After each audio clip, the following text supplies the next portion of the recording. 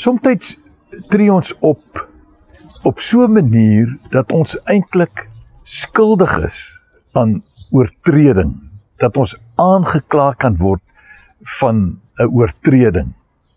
En ons sien, daar was so 'n voorval in Handelinge, daar in hoofstuk 19, waar daar geweldige opstand gekom het en mense mekaar uitgekruit het en allerlei dinge. En dan kom ons by vers 39 en 40, waar daartoe gesê word, kyk, as jy wil verder gaan, as jy wil aangaan met hierdie stryery, dan moet dit op 'n wettige volksvergadering behandel word. Met ander woorde, daar is 'n manier om verskille aan te spreek, om nie net aan mekaar te stry en te beklei nie, maar op 'n regte manier beslissings te kry.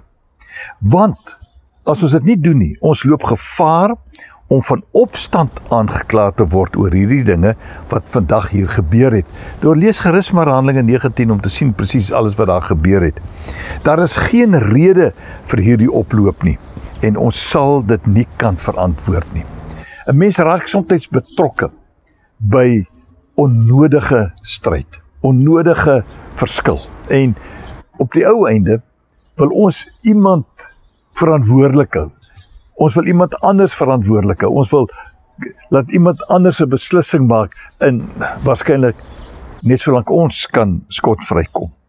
Maar nou word in hierdie gedeelte baie duidelik gemaak dat daar sekere reëls, regulasies is waar volgens dinge gedoen moet word.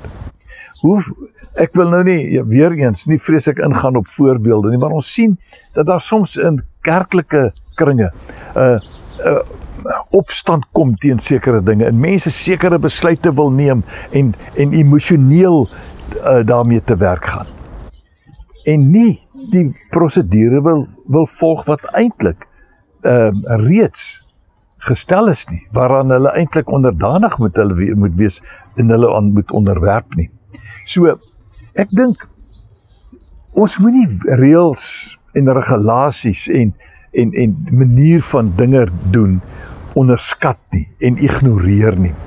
Want op die ou einde kan ons dalk beskuldig word dat ons die oortreders geword het, omdat ons nie geluister het en gedoen het wat die reël van ons verwag nie.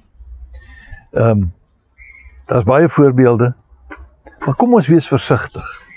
Kom ons wees versigtig dat ons nie ons eie reëls maak en ons eie besluite wil neem, terwyl ander ook betrokke moet wees by die besluitneming. En dan ons daaraan moet onderwerp nie. Nie so eenvoudig nie, né? Loop mooi.